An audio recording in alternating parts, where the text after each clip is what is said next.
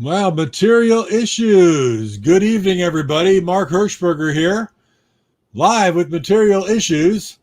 We got a wonderful special guest tonight. David Bash is normally here, but he's having some technical difficulties. So I wanted to come on right at 9 o'clock because we promised our live at 9 o'clock. So if anybody's going to tune in and watch and wants to see things, that's the way it's going to be. So tonight we do have a very special guest. Mr. Sal Maida, Sparks, Roxy Music, Milk and Cookies, and we're talking about a brand new book. I gotta get the name straight when I pull them up. But without any further ado, I'm gonna bring in Sal. See if David Bash, here he comes. Hold on a second. Just technical difficulties. It's live. You know how that works. David's trying to get in. We're gonna try to add him to the stream here. Islands in the stream, David. Everything's going south for David Bash. And material issues. Oh, there we go. David, we got you. Everything's frozen like a lollipop. I don't know how well you're still kind of lagging, but maybe it'll catch up here in a second. Yeah. Talk to me, buddy. Hey. Now you're a little. I'm not. For some reason, I'm only. Yeah, you're lagging. How are we doing? Yeah, we got you lagging a little bit, but don't know what's happened. I don't know. You sound like a robot, but Sal's waiting for us here. I want to get him live on the show. So you keep trying to reboot or do something, bring you in. Who knows? These things happen. There's David. I see your fingers.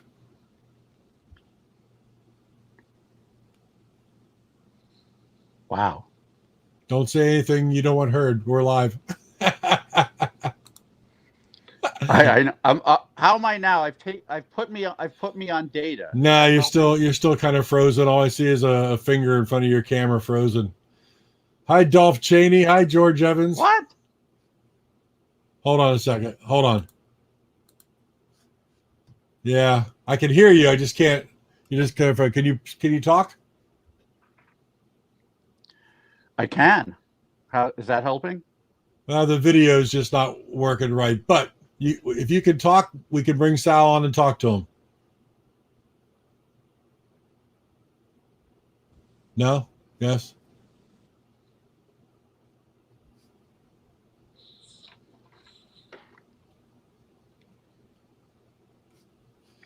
Well, people, if you're waiting for Sal, yeah, I don't know what's going on. If you're waiting for Sal, we've got him in the wings here. We're just trying to get David to figure out some technical difficulties. He's going to keep playing with that. All right, David, I'm going to bring Sal on so we don't keep him waiting too long. And if you, man, because I can hear you. Keep talking. You can actually talk. All right. Can you hear me now? I can hear you now. I just can't see you. So at least you can. I wonder. You can talk. Let me. I'm pretty sure that I've allowed the camera to work. That's all right. Dolph saying hi. Live streaming joys. I should have left well enough alone and not rebooted. But I've done it twice. I've done it twice now, and I'm not coming in. I don't know why. I've taken the data off. I put it on. It seems like. All right. Well, again, let's not. Well, you know what, Mark? Yeah. Let's try. You want to try another link? Another invite? Try another link. Let's see what happens. Maybe I messed this one up somehow. I will. I'm going to send it to you right now. And all right. We apologize, ladies and gentlemen. This has never happened before, which is not the first time I've ever said that. All right, David. I'm sending it right now. Hope you get it. Hope you try it. But I know there's a bunch of people watching and Sal's waiting in the wings. Don't worry, we're going to get him on here because we want to talk about some of his wonderful history. We're going to talk about his new book, which is fantastic. I'm just giving you that right up front. Don't let the gremlins grind you down, said Dolph Cheney. And Dave will be here in 1 second. Material issues. Yeah, a couple of things that I want to mention while we're waiting on Dave. Lost Clarence Williams III this last week of Mod Squad fame. I grew up watching the Mod Squad, and you kind of wondered where Clarence, where he ended up or what happened to him. I guess he did a lot of Broadway and whatnot, but I guess he died at age, was it 81? Boy, time flies. Now David Bash looks like he's eating a straw. Not really sure.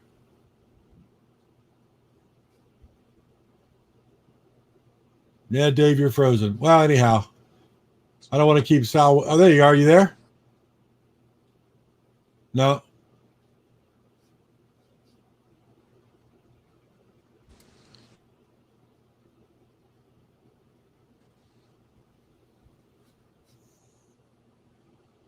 No.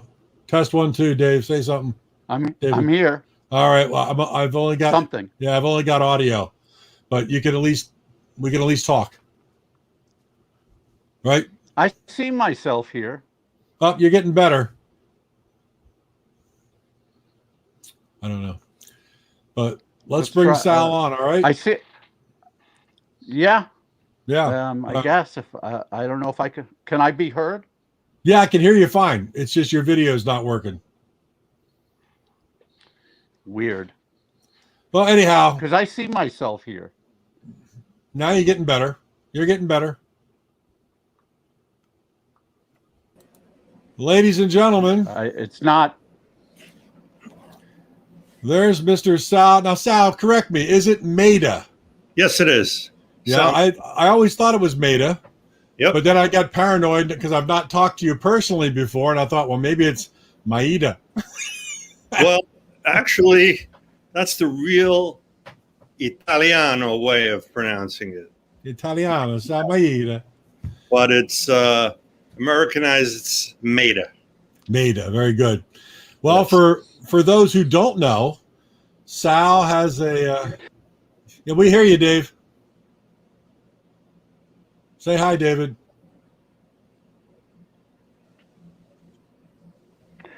Are you seeing me? No, we're just hearing you.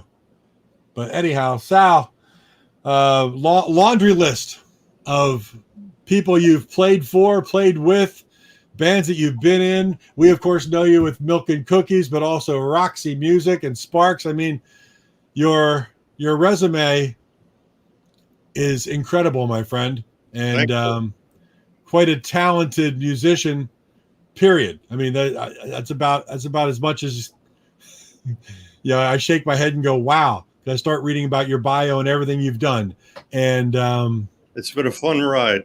Quite impressive, my friend, and you still got quite a head of hair. I look at some of the videos from the '70s, and it was way down to here in many of those videos, and good to see you still got it. That's fantastic. There, yeah. Lucky enough, it's still there. We're still trying to get David Bash to fix some problems here to get in here, but we're also talking. So I got to get this long title of this brand new book correct. It is the Here's White the Label. book right here. There it is. I'll put it right in front of me. There it is. It's called The White Label Promo Preservation Society, 100 Flop Albums You Ought to Know. And I took the, let's see, a banner, and I'm going to put it right there at the bottom. There's the full title. And Sal, you co-wrote that with Mitchell Cohen.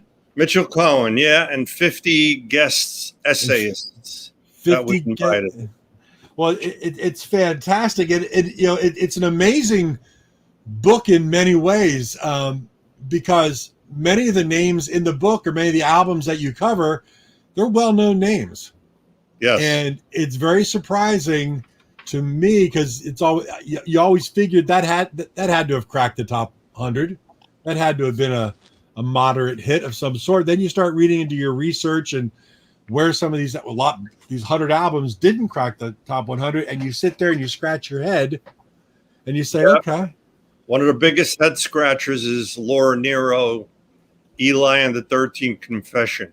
Right, right. No one couldn't believe that didn't make the top 100. And on the other side of the coin, I wanted to write about Open Road by Donovan. Right. And we found out that did crack the top 100, even though it didn't have a hit song on it. And Laura had a couple of hits on her record. So it was interesting to find out these kind of facts about some of our beloved records. And yes. And that's the amazing thing, because I look at these artists, and I've gone through the whole book 3 times now, and I kept going, oh, I know this band, I know this song, right? But it didn't. So then I had to go online and start looking up the actual full album and listening to albums and saying, all I ever really knew from many of these artists was maybe 1 or 2 songs. Exactly. Played. So then you start. Are you seeing me? Yes. How you doing, David? Hey, Sal. Hi, hey, David. Mark. I'm here. You finally got here. I'm on data right now. I don't know why Wi-Fi is not working. Sal, can you see the Bell Records shirt? I can see it. I like it. Yeah, I had to go with something themed for this show. I got a question for you. Do you think Milk and Cookies is the most obscure band to ever have a huge box set done on them? To have a huge what? Box set done on them.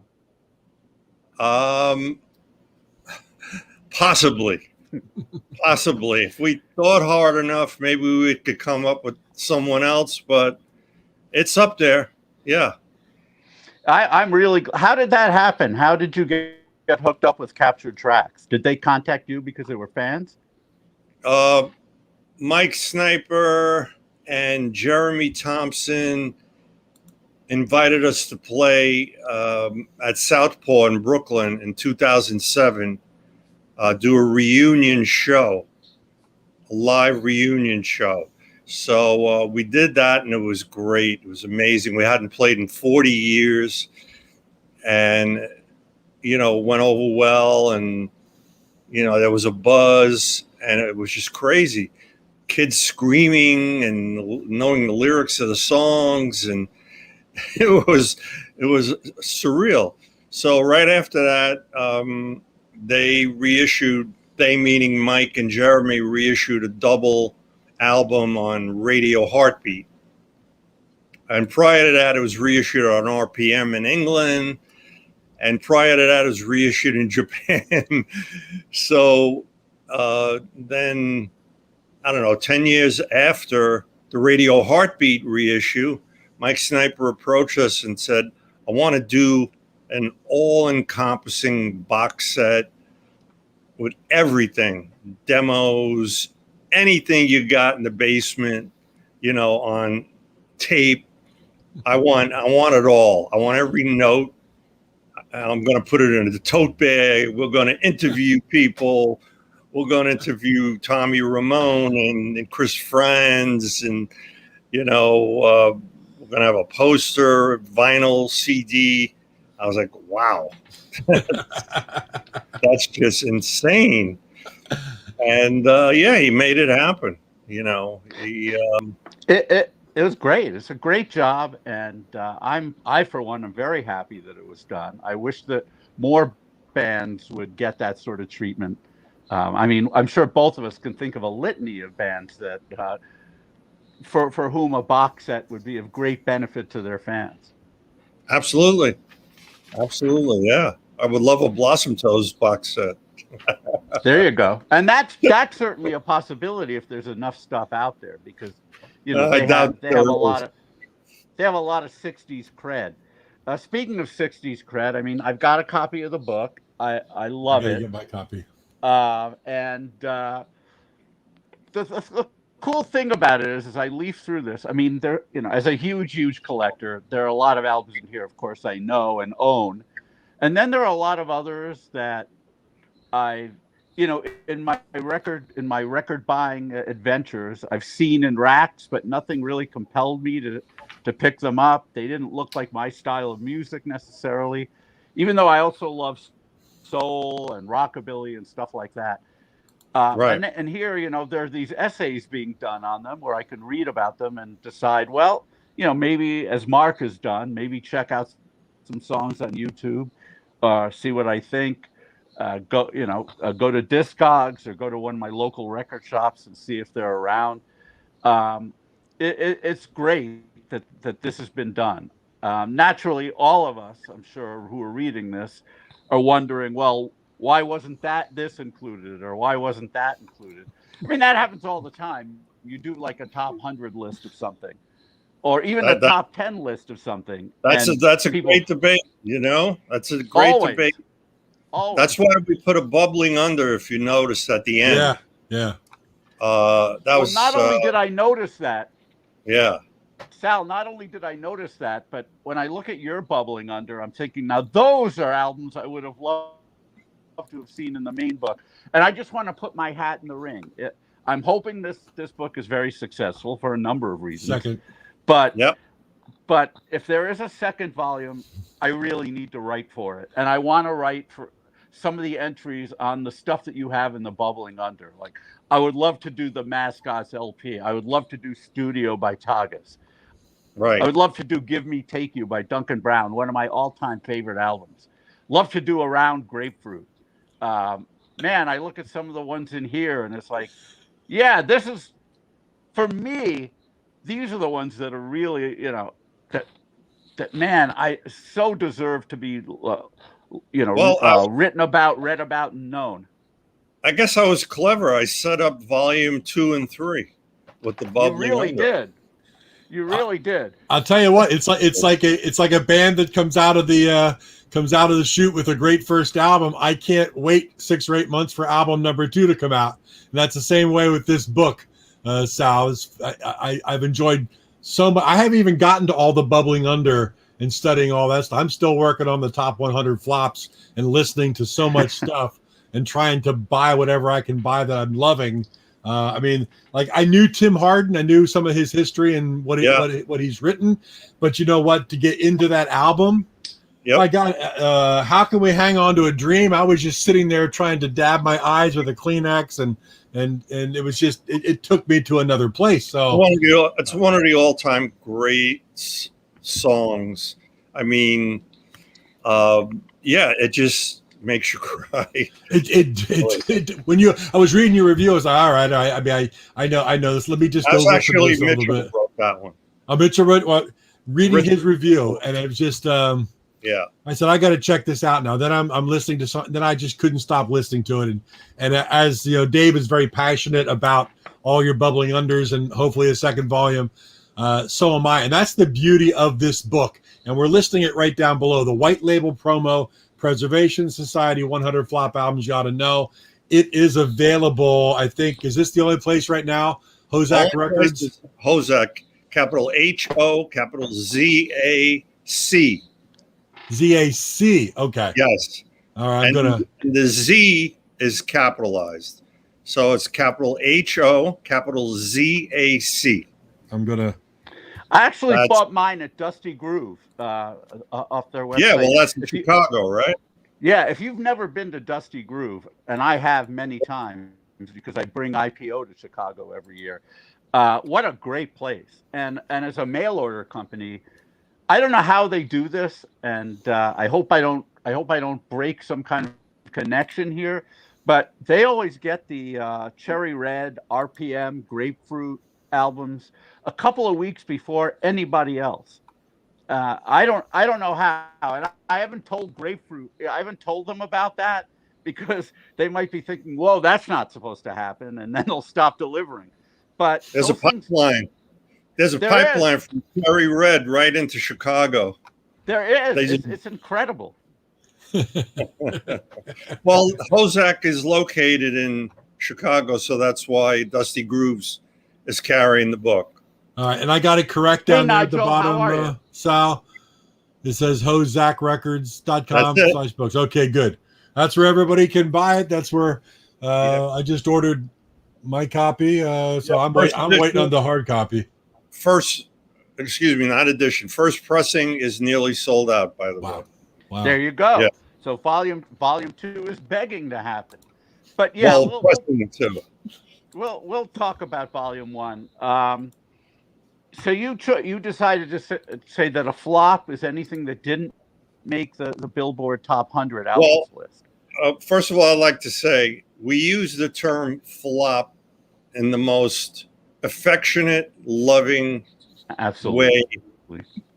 And you got to have a sense of humor. Yeah. Okay. You can't say, that's not a flop. That wasn't a flop. You know, it's meant to be taken affectionately. But basically, it means that records from the 60s and 70s that didn't make the Billboard Top 100, not the R&B Billboard Top 100, not the country Top 100, the Billboard Top 100. And we cheated a little bit. We had Lenny Kaye do an album from 1959, and we had someone do a metal record from 81. So we kind of went over the border on both ends. So that's another thing I'm really impressed with, by the way. Some of the people you got to write essays, besides you and Mitch Cohen. I mean, you've got people like Marshall Crenshaw. You mentioned Lenny Kaye, B.B. Buell. Holy crap! Reckless Eric. A litany of people. Well, once we got Amy Rigby, we got Reckless Eric. There you go. We got about 5 couples in the book. We got Amy and Reckless. We got me and my wife, Lisa Burns. We got Linda Pittman and Steve Wynn. We have Tammy Faye Starlight and Keith Hartel, her husband. So we have a few couples in there writing essays. So that's I love it. Well, speaking of B.B. Buell in the early 70s, terrific. There's a comment from Frank Sesich of Blue Ash and Steve Bader saying, "Great show, guys." He knew BB very well, so he's checking in right now. I wish I knew BB at the time. BB seemed to like a lot of ugly guys, so I would have fit in perfectly. I might have had a shot. I don't know about I'm a lot in that category. I'm teasing, of course, and yeah, I you use the word flop, as you said, and you meant it in the most affectionate way. I'm sure that almost everybody who you wrote about was really, really pleased that you took the time, or you or anybody else, to even write about them. I noticed the same thing when Greg Shaw put out the Pebbles albums. People were asking, what kind of reception did you get from the artists? Because sometimes he never even told the artists they were going to be on his volumes. And when they found out, you think, well, maybe they would be angry. But it's like, are you kidding me? Nobody's thought about my record for like 20 years. And this guy put our record on this comp. It's wonderful. So, in a lot of cases. The record's been out, the book's been out about a week, and so far we haven't heard from any of the artists saying, "How dare you call my album a flop?" Remove it. It could happen. And of course, there were other things that there are certain albums in here that in retrospect seem like flops, but at the time probably weren't considered. Like the first Who album, My Generation. When that came out and it didn't make the top 100, I doubt anybody was saying, "Oh my God, what the hell? It should have been number 5." But obviously, in retrospect, we look at the Who's career and we say, "Man, how did that album not do better?" But yeah, so some of it's in retrospect, I would imagine. And in the book, you mentioned that the only top 10 45 that they had in the 60s was "I Can See for Miles." Yeah, that's the first hit record, and I think Who Sell Out was like 72 in the top. That was the first one. And who better to write about the first Who album than Ira Robbins of Trouser Press? Yeah, absolutely. Yeah. But I have a minor bone to pick with Jeff Tamarkin about the first Arjun album. How could he not talk about the one song on that album that is so much like the Zombies? It's insane. Schoolgirl. That's my Yeah, favorite song from that album. And that is a great song. if you told anybody who didn't know that was a Zombies outtake, nobody would doubt you, even though it's not Colin singing. Rod Argent does a nice, not Rod, Russ Ballard does a nice Colin impression on that, and musically, it's right there. Well, I don't think Jeff mentioned every song in his no, review. he didn't. I'm teasing him. Yeah, because Jeff and I know each other. So if he's watching, Jeff, that's David teasing you, just for the record. Yeah, of course, I'm just teasing. So tell everybody, tell everyone who may not know, how did you end up hooking up with one of the most iconic bands in rock and roll history, Roxy Music? In 1971, when I was 6 years old, I did. That was a joke. Okay. Yeah, it flopped. It flopped. I did a session with Paul Thompson when he was in a band called Smokestack Crumble. And the band consisted of Vic Malcolm from Geordie, I believe, on guitar, and Paul, obviously. I forget who else was in the band. But anyway, I got hired to do a demo. The bass player got fired. He couldn't make it. I don't know what happened.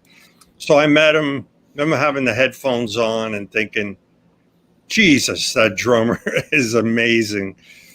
And, kind of kept in touch. And by 73, I kind of was going back and forth to England. By 73, I had moved there permanently, and I was working in a record store, of course. And Paul and Eddie Jobson came in the record store that I was working at. And they were looking for, I think Paul was looking for a family album, which I thought, that shows some good taste. And we actually had the album, but I lied and said we didn't have it. So he would come back the next day after I told him I'd order it for him. In the meantime, I popped a big question. I said, you guys have a bass player to go on the road? Because I knew already Johnny Gus Stoffson already had done Stranded. And he had done, so I knew possibly he wouldn't go on the road. And sure enough, I was wrong. And he said, Johnny Gus is doing the tour. And then when he came back a couple of days later to pick up the record, he said, by the way, Johnny can't do the tour. Come down and audition. Come to Air Studios. So I went down with my bass, and they were mixing Stranded, and I think Brian was writing last-minute lyrics. It was really hectic vibe going on. Chris Thomas was there, and it was an amazing situation. I don't know who else auditioned. They kept that a secret, but I got the gig, and next thing I knew, I was told that get some clothes and go to the manager's office, and this was happening. And that's basically the short version of a very magical situation I found myself in as a total Anglophile that grew up in a tenement building in Little Italy and played along to Kinks records, which is how I learned how to play bass, playing along to Chris Hillman and Love records and Yardbird records. That was my schooling. And here I am in possibly the biggest, at that point, British band. In 73, they were the biggest band in England, unquestionable. And I had no idea about anything. I was as green as could be. I didn't know what monitors were. I never played through an amp the size of what they had. I mean, I was just learning on the fly and learning fast, and you know, it was just a fairy tale, a total magical situation, and it culminated a couple of years ago. They were inducted, and I went along. They invited me to the ceremony. They invited me to rehearsal, and so yeah, that was great. There's nothing. Awesome. It's like being in the Rolling Stones in the '60s is the way I always describe it to people. It's the closest thing you could imagine to being in, in Stones, or a big band in the heyday. Yeah, Roxy in '73 were just massive. Wow. And I was the bass player. No. Do you have any Brian Ferry stories that nobody knows about? I don't know about stories, but I can tell you that something that maybe people might not think. He is really funny. He's really a fun. Andy is really funny, and the two of them together are hilarious, and we had a lot of fun. And Paul is very funny, and obviously very intelligent, very creative, very talented, great people. I'm in touch with Paul and Phil to this day regularly. Once in a while I'll hear from Andy, and I'll see Brian when he comes through to play in New York. And yeah, it's a story. I can't think of a particular story. He had his moments of like everything else, of being moody or artistic, somberness, or what you think of the way he is, romantic, and from the songs he writes. But he's also, on the other side of the coin, a really funny guy, and a really nice guy. We got along very well together. And that's awesome, because you don't always, you wouldn't think funny would not be the first thing that would be conjured from a Brian Ferry image. So it's great to know that. No, but you got to remember, he's from Newcastle.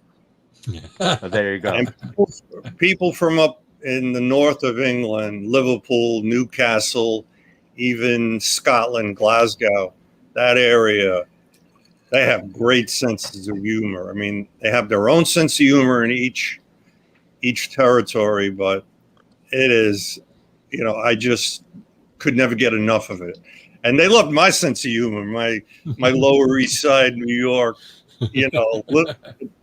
Italian American sense of humor. So that was a plus for me, because opposites attract, that kind of thing. It's kind of funny. Just to interject real quick, I was driving this afternoon down the White Horse Pike here in South Jersey, and I was listening to Sirius XM and just doing my thing. And I work with a couple of friends of mine that own a restaurant. I go in 1 or 2 nights a week to help them out. So I'm listening to the radio. My phone rings. And of course, it silences the radio. Up comes the phone. And they said, "Can you come in and work tonight? We're really slammed." And I said, "No, I got something special going on this evening. I'm part of an interview that I'm going to love. I apologize." And we talked a little bit. As soon as I hang up the phone, of course, it goes back to Sirius XM, and "Love Is the Drug" is playing. that is serendipity. It's serendipity completely. And whoever just commented, amazing. Roxy bass lines are no joke. That's absolutely true. Especially that one. Yeah. So Sal, this is something I've wanted to talk to you about for a while, because I was brought up in, I lived in Poughkeepsie till I was 13. Then I moved down to New City in Rockland County, and I went to NYU and graduated there in '81. So I didn't know that. I did a lot of record. I did a lot of record shopping in Manhattan in the late '70s, and I assume that you did too. And I wanted to talk to you about some of the record stores that, who knows, maybe we were in at the same time. Did you do a lot of shopping at that point? a hell of a lot of shopping. I also worked in record stores. I worked at a record store. Where'd you work? I worked at Smash on St. Mark's Place. Mm-hmm. I worked at Rocket Scientist. I worked at NYCD. Oh, yeah. Rocket Scientist. Rocket Scientist. Yeah, John. I love that place. That place was awesome in the early 2000s because this was pre-Amazon. Before Rocket Scientist, it was called Smash. Mm-hmm. And a guy named Gary. I wasn't there at that point. Yeah. And then do you know NYCD on the Upper West Side? I left New York in 81 or 82 rather, and I didn't come back there until I started doing IPO there in 2001. So my record shopping was in the late 70s, just at the tip of the early 80s. Did you used to go to Farfel's Records? Farfel's, sure. Free Being? What was it? Spence. Free Being, yeah. Free Being, and then St. Mark's Sound. Yep. Shaky Jake's over at House of Oldies. Bondi's, J&R. Dayton's on 12th Street Broadway. Yep. Oh, Dayton's was great because Dayton's was the cheapest record they had was $7.50. Most things were like $20-something and up. $7.50 meant they didn't give a shit about it. But the one record I did buy there that they knew nothing about, and it's something that you guys wrote about in your book, is "Begin" by the Millennium. They had a "Begin" with a timing strip on it, so it was a promo copy. It had all the promotional stuff with it, and it was $7.50. And so, of course, I snapped that up immediately. That was actually my first copy of that record. And I got it at Dayton's. Very cool. I remember the guy who ran it. He was hilarious. We used to talk about baseball all the time. He was an old-time baseball fan, as was I. But he was way older than me, so we actually saw some. The thing about Dayton's is you needed knee pads in there because there were no racks. They were in cardboard boxes, and you had to get down on your knees and start looking. And by the time you got out of it, that's right. Yeah, I was a spry 20-year-old at that time. I it was like whatever it took to see a record, I was going to see it. Sal, did you know Norman Feinberg? Norman Feinberg? He used to put ads in Goldmine, and then he opened Infinite Records on Mercer back in I want to say 79. No, don't know. Oh man, this guy was a trip and a half. Because you didn't know him, I'm not going to go over every story I knew about the guy, but what record store owner? Something else. I know, but this guy. Store owner wasn't a so, he used to tell story. He used to tell story. He claimed that he had Buddy Holly's glasses that he got from his dentist. He claimed that he played pickup basketball with Dylan. That he partied with Janis Joplin. He told a story about how one time he and a girl were at Temple, and he and a girl when he was 13 were having sex up in the upper level, and they stopped when the rabbi saw him. These are all lies, by the way, but no one could catch him in it. The only way I knew was because the guy who worked with him told me. But I will say one thing about Feinberg, though. He had the most amazing records that you'd ever see. I mean, his store was way more like a museum than anything else because you couldn't afford anything. I mean, he had 10-inch Elvis records on red wax. He had Beatles albums from every conceivable country you could think of. And it was fun working record shows with him too, because people would come up, they'd look at the records, they'd look at a Beatles album, for example, and they'd ask, how much is that? And he'd say, this album is $1.25. I know you won't buy it, but I think you ought to. He was like nobody else that and as you say, so many record dealers are tripping. Nobody was like him. I mean, like Spence over at Farfel's, he was a pretty level-headed guy.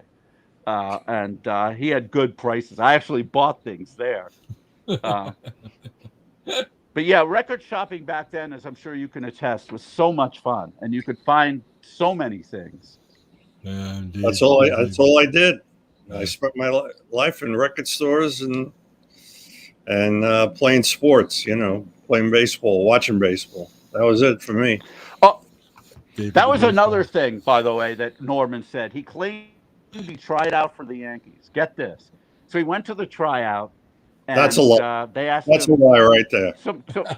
Well, I know. He went to the... That negates everything. I know. But, I mean, he was so poetic in how he told these things. He would say... Out of every story you told about him, that one is an outright lie. I know. But listen to this. Get this.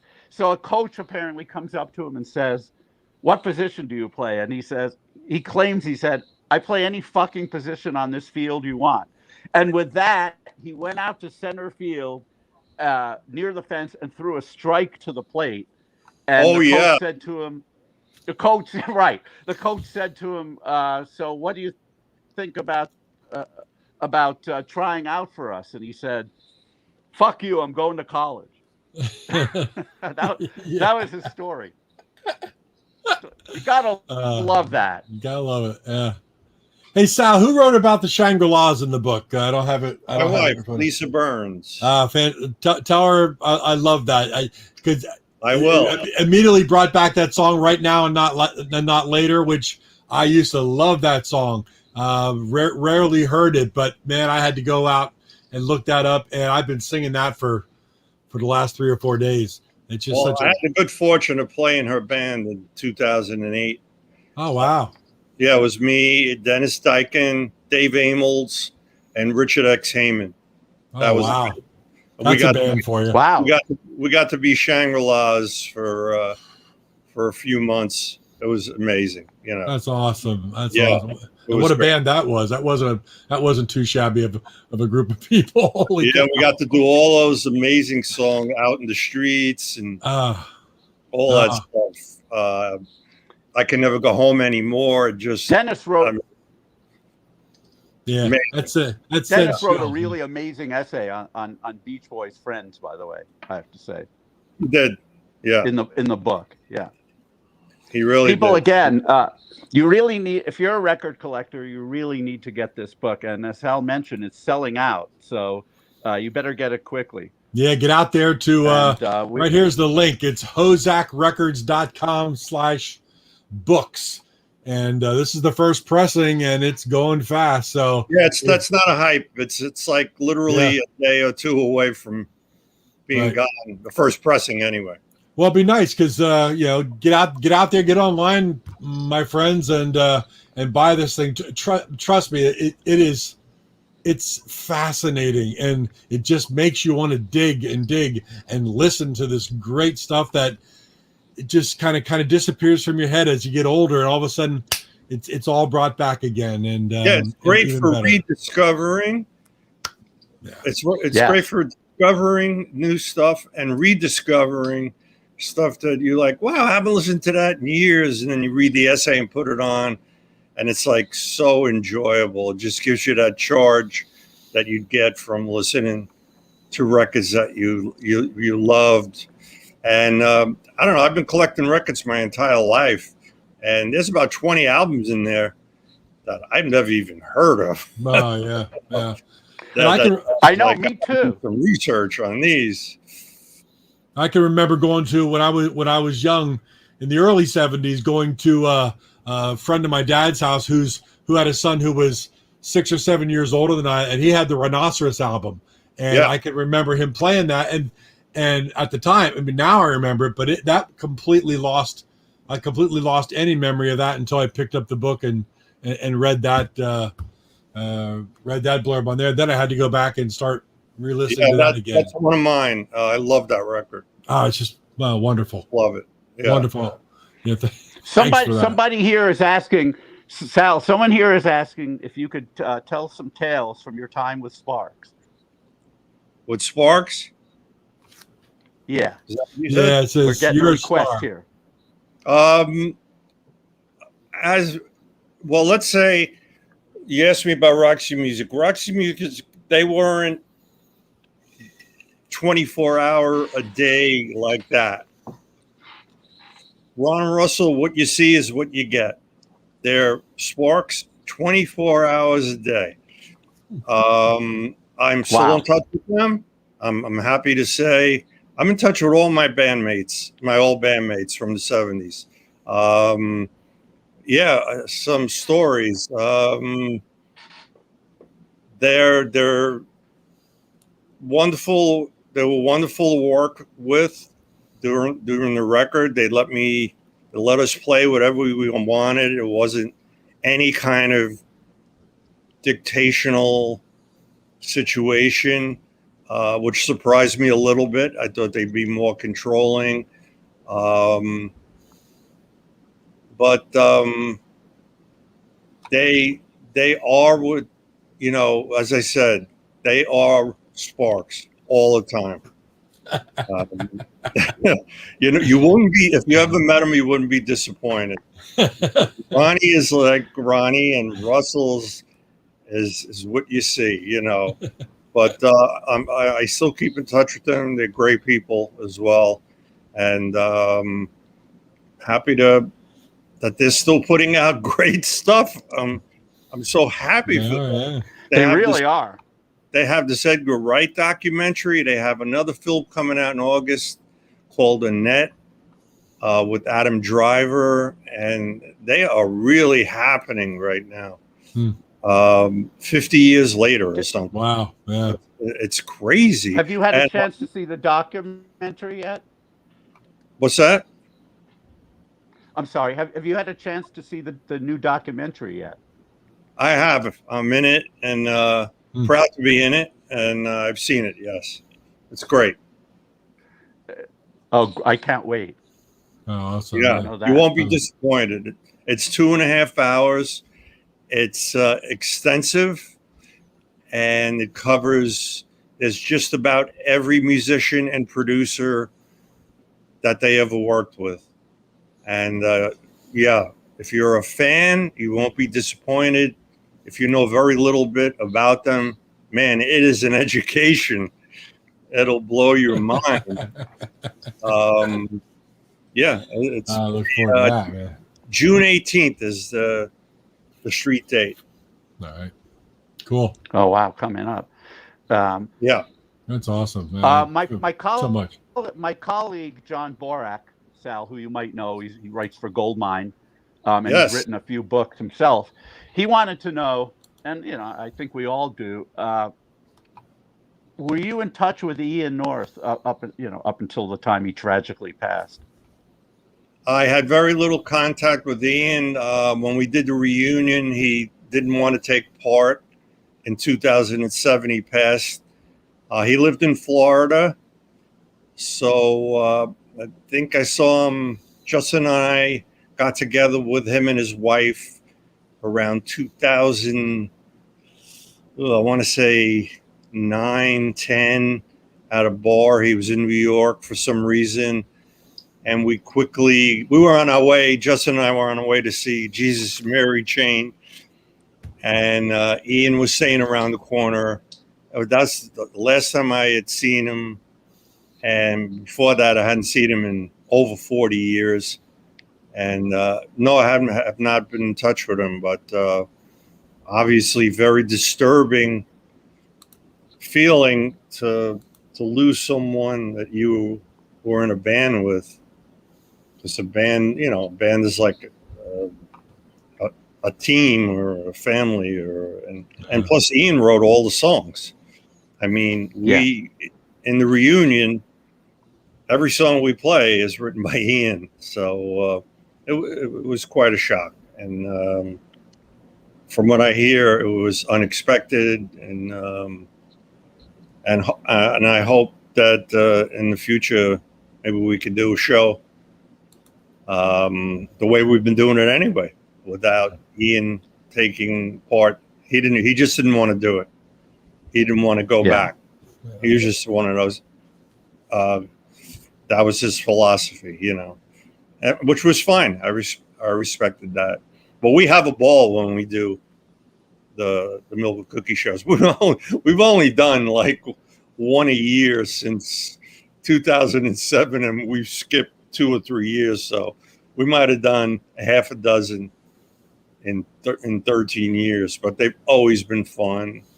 And the audiences are just over the top. It's all young kids singing the lyrics. Wow. Yeah, it's bizarre. And it's surprising, but it's a blast, and I'm hoping we can do it again whenever things get up and going again. Indeed. Well, I mean, David wants to fly. David wants to fly over here to the East Coast and visit me. So maybe we'll plan that around the next reunion show. We'll be up in New York. And where are you? I'm here in South Jersey. I'm in just outside of Philly. Cherry Hill area. Yeah. So I'm close by. And David comes my direction, and we make our annual, trek up that way. So. Well, I've played the IPO a couple of times. You know that. What's that? I've played the IPO a couple of times. Oh, yeah. Dave knows that, with Dave Rave and John Dunbar. Oh yeah. So. Yeah, great stuff. And I am trying to I am working on setting up something at Arlene's Grocery in November. So just putting it out there, Milk and Cookies is more than welcome to play. Are you they don't still have to answer now? Not putting it. Are they still open? Yeah, they had. They certainly will be in November. So I'm just working out the details. I thought they were gone. No, they're not gone. Didn't they have a fundraiser or something, David, to raise some funds of some sort? Yes, and they did, to make sure that they weren't gone. So I think it worked out. I thought they were done. Yeah, no, that's good to hear. It's really sad. It's really sad that so many clubs have had to close recently. Not just due to COVID, but due to the fact that people just don't have the interest or inclination to see live original music the way they used to. And we lost Kenny's Castaways, we lost Mac-12s, which reopened, but not anywhere near in the same way that it had been. The Troubadour was in danger of closing. Even the Cavern Club, which is where we do IPO in Liverpool every year, they were in some danger, but thankfully they got rescued. But you see what's happening, and and then you have other clubs who are deciding to go all DJ because DJs bring in more people.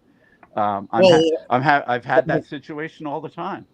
A lot of clubs turn into a dance club after the rock and roll band ends, and then the DJ comes in, and a completely different crowd comes in. That's the way they pay the rent. A lot of clubs do that. Yeah. Oh yeah, no, I understand why they do. I just wish it wasn't that way. But the reason it's that way is because we've all gotten so apathetic.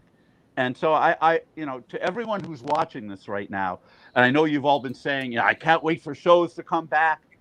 When they do not be apathetic. Get your asses out to the clubs, and not just for the opening show, for any period of time afterwards. We need you at the clubs. We need you to tell your friends to come to the clubs.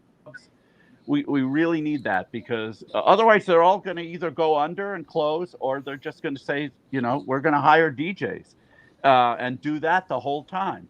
So the good news is that happen, by all means. The good news is a couple of clubs, the Cutting Room reopened a couple of days ago, and Bowery Electric. Bowery Electric, yeah, is still going strong. Yeah, good. So, yes, that's good news. It really is. I mean, a lot of the clubs are surviving, no doubt, but a lot of them are also not. And we, again, all I want to reemphasize is that just please go to the shows when they start up again.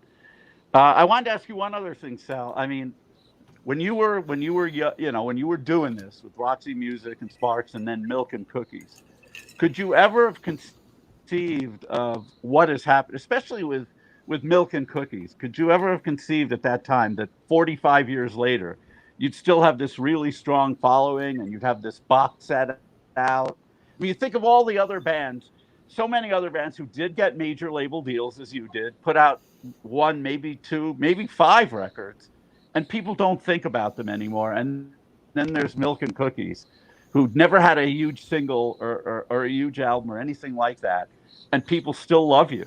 Could you have ever conceived of that? No, Milk and Cookies' story is absolutely surprising to me because it was talk about flop albums. It was such a flop project in its day. And I'm being serious. It really has taken off in the last 15 years. In the reissue age, the record has grown in stature like almost daily on the internet, word of mouth. I mean, it's staggering. It's so much more appreciated now. When we were doing it and when we were duking it out at CBGB and Max's with all the other bands, it was not happening for us. I'm being blunt. Yeah. But now, like I said, in the reissue age, man, it's just taken off. We've been reissued 5 times in the last 15, 16 years. You know, and as Dave said, who would thunk a box set like that? Colored vinyl, 100-page booklet, and testimonials from the Ramones and Talking Heads, and it was just unfathomable, to me. And live shows sold out whenever we do the reunions, sold out. Enthusiastic crowds. Yeah, I mean, it's kind of rewarding because we definitely come under 100 flop albums. But it's gotta make you feel good, though. My gosh, yeah, it does. Yeah, it really does. Well, it makes us feel great, also. David, anything else for Sal? We're going to not keep him all night. We're approaching our hour. I wish you the very best with this new book, Sal. I appreciate it. Thank you so much for coming. Pull it up one more time. Yep, it's called the White Label Promo Preservation Society. There's the 100 flop albums you ought to know, and it is going fast. So the very first pressing is almost sold out at hozakrecords.com/books. So I'm telling you, I reread this thing 3 times in the last 4 days. I couldn't stop. It is just a blast from the past. I mean, a real. You want to read about Marshall Crenshaw talking about the first Soft Machine album? Buy this book. Exactly. You're never going to read it anywhere else. Sal, have a wonderful evening. Stay safe, stay healthy, stay happy. Thank you so much for joining us here on Material Issues, David. Absolutely. Thank you for gracing us with your presence. You're our first guest. My pleasure. You never forget your first, so we certainly won't forget this. Thank you so much. Nice meeting you, Mike, and nice seeing you, Dave. All right, guys. Likewise, Sal. Take care. We're going to thank everybody for watching, and we're going to wrap up the live broadcast. We will see you next Wednesday here, Material Issues. Good night, everybody. Good night, everyone. Thank you.